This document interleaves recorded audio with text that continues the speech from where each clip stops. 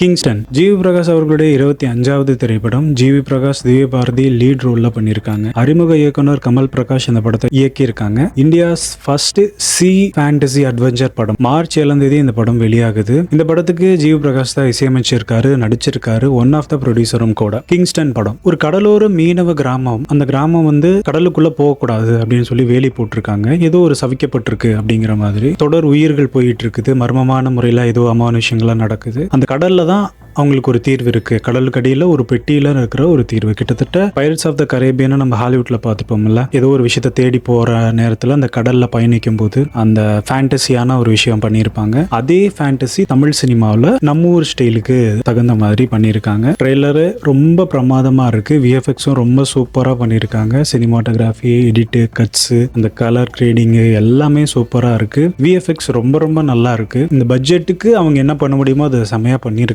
GV Prakash அவர்களுடைய 25வது திரைப்படம் இந்த மாதிரி ஒரு ஜானர்ல இருக்குது. ஒரு நல்ல எதிர்பார்ப்பை உண்டுபடுத்தி இருக்கு. மார்ச் 7 இந்த படம் திரையரங்கில் வெளியாகுது. பொறுத்திருந்து பார்ப்போம்.